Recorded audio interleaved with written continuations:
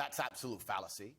And you're from a mixed race Correct. background yourself. Correct. I'm from a mixed race background myself, and while we're discussing the leaders of the UK, although I do think they're doing a terrible job, it's kind of hard for Meghan to say that the UK is a racist country when the leader of the UK is darker skinned than her, and the mayor of London is darker skinned than her, and I am a person who's probably darker skinned than her, and I've never experienced any kind of bigotry against myself, besides the fact I'm a straight male. I'll get bigotry for that before I'll get bigotry for my skin color. I think it's just a cop-out, and her not wanting to be perspicacious and self-reflective enough to understand that she has attacked an age-old institution, and there are people who are very patriotic about that institution, and by attacking it and bringing a degree of distaste to it, there's going to be people who don't like her.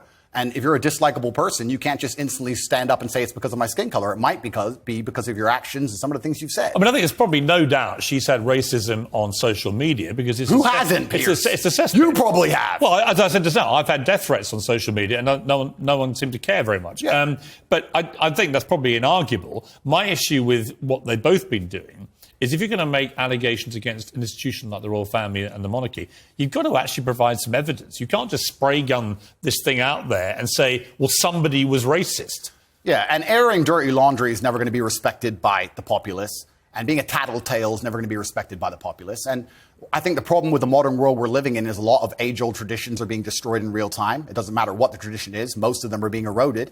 And something like the British royal family, which has been around for a very long time, is an age-old tradition. One of the things holding the UK together, one of the last things we have, to sit and detriment it and to sit and insult it and to give away secrets from inside of it and try and paint a negative image of it is going to upset a lot of people. And you have to be prepared for that backlash. You can't say I've done things that upset people, but it's nothing to do with what I've done. It's purely because of my skin color. Also, it's kind of ironic that she's doing that because she's not particularly dark skinned. It's kind of funny to sit her. I mean, look, watch her sit and say, yeah, race. I think the truth is, I don't know what, look, you can say that, I can't. The reality of it is, I just don't know what the specifics of the racism she says she's had because we've not seen any evidence. The universe is a funny place, Piers. If you're looking for something, you're going to find it, right? When I got canceled, when they attacked me unfairly, lied about me across the entire mainstream media, deleted me from social media so I couldn't defend myself and lied about me repeatedly, I could have stood up and said, it's because I'm brown. I didn't do that. I sat and said, okay, there's people who misunderstand my message. My message is a positive one. People misunderstand me. Let me self-reflect and understand that, yes, perhaps this said a long time ago was said in the wrong way. Perhaps this was misunderstood. Perhaps people don't understand this. I could have just copped out and could have just been refusing to self-reflect on any level and said, it's because I'm brown, that's why they did it. But that's not the mature way to be as an adult. What did you think of the Jeremy Clarkson furore where he wrote what I think most people, but including him belatedly after he'd published it and written the column, he did make an analogy from a Game of Thrones scene, which most people, I think, did find crossed a line and was deeply offensive. I think it crossed a line. What do you think?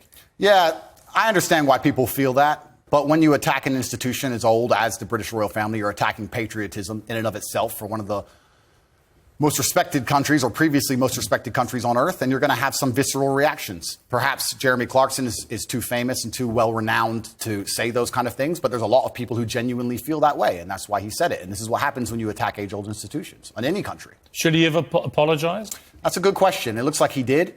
Personally, I think as a man, you should stand up, say what you mean what you say. I don't think you should ever apologize for anything you've ever said.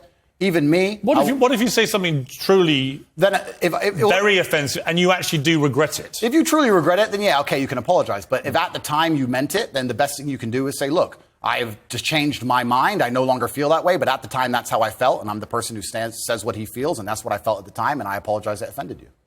Andrew Tate, we'll be back with you after the break. We'll talk to you about Twitter again. Elon Musk restoring you to this platform. Has it calmed you down? Are you as controversial on there? Are you mindful that you're only one false move like Kanye West, for example, away from being removed again? We'll talk about it after the break.